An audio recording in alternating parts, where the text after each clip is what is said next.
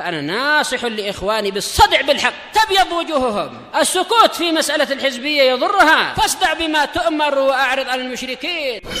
سلامي على دماج ورجالها والشيخ يحيى ودار العلم يا سلام. Bismillahirrahmanirrahim. Qala Imam Abdul Ghani Al-Maqdisi rahimahullah di dalam Umdatul Ahkam. Al-Hadisus Sabi' wa Samanun ba'da salasimi'ah 387. An Rafi' ibni Khadij radhiyallahu anhu. Qala kunna ma'a Rasulillahi sallallahu alaihi wasallam bi Dzil Hulaifah min Tihamah. Kami pernah menyertai Rasulullah sallallahu alaihi wasallam di Dzil Hulaifah dari arah Tihamah. Nah, nanti ada penjelasan tentang nama-nama tempat ini, tak perlu dijelaskan sekarang. Baik. Fa asaban nasaju. Kemudian orang-orang yang ikut rombongan itu tertimpa kelaparan. Ya namanya safar ya, madonnatu al-masyaqqah. Masa yang diperkirakan memang orang akan kesulitan, namanya safar di waktu itu. Fa asabu ibilan wa ghanaman. Kemudian mereka mendapatkan unta-unta dan kambing-kambing. Mungkin membeli atau bagaimana? Tak mungkin melakukan cara-cara yang tidak diizinkan. Atau mungkin ini perang sehingga mereka berjihad barangkali mendapatkan ghanimah misalkan. Wa kana Nabiyyu sallallahu alaihi wasallam fi ukhrayatil qaum. Nabi sallallahu alaihi wasallam ada di bagian belakang rombongan, dan telah kita lewati sering Nabi kalau safar dengan rombongan yang banyak, beliau di belakang dengan tujuan untuk melihat siapa yang perlu dibantu, siapa yang keletihan, siapa yang kendaraannya tak mampu jalan, kemudian didoakan berkah agar mampu berjalan dengan sehat lagi dan seterusnya. Fa'ajilu, mereka menyegerakan urusan mereka karena sudah lapar. Wadzabahu, mereka menyembelih hewan-hewan yang didapatkan tadi. Wa nasobul qudur, mereka memancangkan periuk-periuk, ketel-ketel untuk memasak hewan tadi. Fa'amaran Nabiyyu sallallahu alaihi wasallam bil qudur fa'uqfi'at. Kemudian maka Nabi sallallahu alaihi wasallam memerintahkan agar ketel-ketel atau periuk-periuk itu dibalikkan, maka dibalikkan, menunjukkan para sahabat bersegera, walaupun mereka lapar, walaupun mereka susah, tapi mereka bersegera menjalankan perintah Nabi tadi. Summa qasam. Kemudian Nabi membagi-bagi daging. Dohirnya yang kenapa dibalikkan? Mungkin daging yang tidak boleh dimakan ya tak boleh dimakan. Mungkin mendapatkan daging keledai jinak barangkali. Nah kemudian Nabi membagi-bagi sebagaimana mestinya. Dohirnya memang ini masalah ghanimah. Fa'adala asyratan minal ghanami biba'ir. Beliau menyetarakan 10 ekor kambing dengan 1 ekor unta. Fanadda minha ba'ir. Kemudian ada seekor unta yang dari rombongan unta-unta tadi yang nadda, yaitu yang melepaskan diri, melarikan diri. Fatalabu, mereka mengejar unta itu. Fa'ayahum, ternyata unta itu melemahkan mereka, yaitu mereka tak mampu mengejarnya.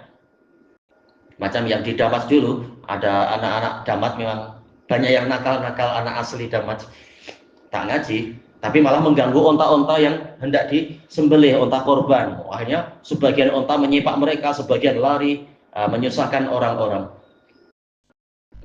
Wa kana fil qaumi khailun yasirah. Di tengah-tengah rombongan tadi ada sedikit kuda. Fa ahwa rajulun minhum bisaham. Maka salah seorang lelaki dari rombongan tadi mengambil anak panahnya. Kemudian yaitu menembakkannya. Fahabasahullah, maka kemudian Allah menahan unta tadi, yaitu berjaya menembak dia sehingga dia tak mampu lagi lari. Faqal, kemudian Nabi sallallahu alaihi wasallam bersabda, inna li hadhil bahaim awabida ka awabidil wahsh. Sesungguhnya hewan-hewan ini walaupun asalnya adalah hewan jinak, unta, dia memiliki awabid. Awabid maksudnya adalah yaitu karakter yang aneh atau karakter yang liar, dikatakan awabid. Dan juga apa, keinginan untuk lari menghindar, ini dikatakan awabid. Yaitu ada keganasan atau keliaran, terutama kalau ditakut-takuti, diteror, boleh jadi dia jadi ganas karena insting mempertahankan diri.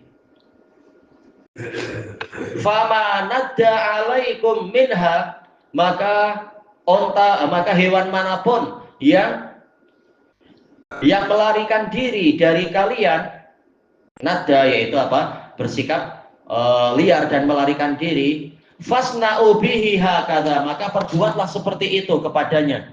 Tidak harus menyembelihnya dengan di bagian lehernya, tapi semampunya ditembak. Tentunya apa, dengan menyebut nama Allah Ta'ala. Kemudian Rafi' bin Khadij radhiyallahu an, dan beliau termasuk maula Nabi. Maula tapi bukan hamba betul-betul, tapi apa ya istilahnya, khudum, lebih sesuai khudum, pembantu. Ya Rasulullah, inna laqul aduwa ghadan. Berarti ini lebih menguatkan, memang ini situasi jihad. Wahai Rasulullah, sesungguhnya kita akan berjumpa dengan musuh besok. Walaisa ma'ana muda, sementara kita tidak memiliki pisau jagal. Muda itu adalah pisau yang dipakai untuk menyembelih hewan. Dikatakan oleh para pensyarah, muda, pisau jagal dipanggil muda karena dia yang ketau madal hayah, memotong masa hidupnya hewan yang disembelih, dikatakan muda. Afanat bahu bil qasab, apakah boleh kami menyembelih dengan bambu? Bambu boleh dibuat apa itu, di bagian tajamnya itu, kulitnya yang tajam. Qal ma'an haradam wa dzukira rasulullahi alaihi faquluh, alat yang mampu untuk menumpahkan darah dan telah disebutkan nama Allah padanya, yaitu ketika menyembelih, maka makanlah hewan itu. Ya, maksudnya apa? Boleh memakai bambu, boleh memakai ya apa saja yang memungkinkan. Walaisa sinna wal dhufur, tetapi kecuali gigi dan juga kuku. Nah, tak boleh pakai yang itu. Yang lain-lain boleh, pakai batu yang runcing dan semacamnya, tidak mengapa. Wa sa'uhadditsukum an dzalik, aku akan menceritakan kepada kalian tentang kuku dan gigi tadi. Ammasin fa'adhm, adapun gigi maka dia adalah bagian dari tulang. Berarti apa? Tak boleh untuk menyembelih hewan dengan memakai tulang. Wa ammal dhufur fa mudal habasyah, adapun kuku maka ini adalah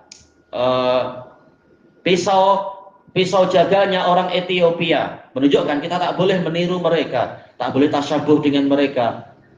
Tapi kadang pisau datang dari Cina, datang dari Jepun.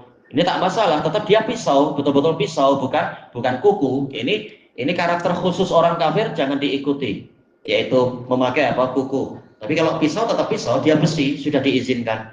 Di zaman Nabi biasa pakai besi dari berbagai negara, tak masalah. Pakai pedang dari berbagai negara, tak masalah, dia pedang, dia besi. Adapun kuku, ini yang terlarang. Al-Gharib, yang pertama Al-Hulaifah bi dhammil ha'il muhmalah wa fathil lam wa ba'daha ya summa fa'un maftuhah summa ta, tasghir hilfah, nabtun ma'ruf. Ini adalah tanaman. Mungkin apa di tempat mikot di sana memang dahulunya ada tanaman-tanaman ini, dipanggil hilfah. Sumiyat bih, tempat itu dipanggil dengan Dzulhulaifah li'annaha min manabitih, karena termasuk tanaman yang banyak tumbuh di situ adalah tanaman hilfah ini. Di masa lalu, nggak tahu masa sekarang apakah masih ada tanaman yang semacam itu. Yang kedua tihamah. Dzulhulaifah berarti apa? Mikotnya ahlul Madinah. Kalau ahlul Yaman ya lam. Tihamah bikasrita ilmu sannah wahiyama tusawwabu min jibalil Hijaz, yaitu wilayah yang turun dari gunung-gunung Hijaz ilal bahar, sampai ke laut. Cuma ana yang tak tahu arahnya ya, untuk mengetahui apakah Bahrul Ahmar atau bahar yang mana, karena sering yang disebutkan Bahrul Ahmar tapi tak tahu Dan disebutkan oleh Imam Nawawi, tihamah dikatakan tihamah karena di atas wilayah itu anginnya itu berhenti sehingga cuacanya sangat panas, dipanggil tihamah. Memang apa? Sangat panas kata teman-teman yang tinggal di daerah tihamah. Karena jarang ada angin yang di sana. Yang ketiga, nadda bi fathin nun wa tasydidid dal bi makna haraba, ya lari, ala wajhihi, betul-betul larinya lurus. Syaridan, ya melarikan diri. Yang keempat, fa'ayahum, melemahkan mereka, yaitu membuat mereka tak mampu mengejar. Bi fathil hamzah wa sukunil ain wa ba'daha ya, bi makna a'jazahum, ya melepaskan diri dari mereka, melemahkan mereka. Yang kelima, awabid bi fathil hamzah wa ba'daha wawu summa alif wa ba'daha ya'un muwahhadah maksurah summa dal. Jam'u abidah bil mad wa kasril ba, abidah wahia al-gharibah, asing, al-mutawahisyah, liar, ya hewannya jadi bersikap liar, padahal semula dia onta biasa. Wal murad, maksudnya annalaha tawahhusyan wa nufuran, hewan ini memiliki keliaran dan keinginan untuk lari menghindar. Kelanjutannya besok insyaallah, wallahu a'lam. Subhanakallahumma wa bihamdika la ilaha illa anta astaghfiruka wa atubu ilaik.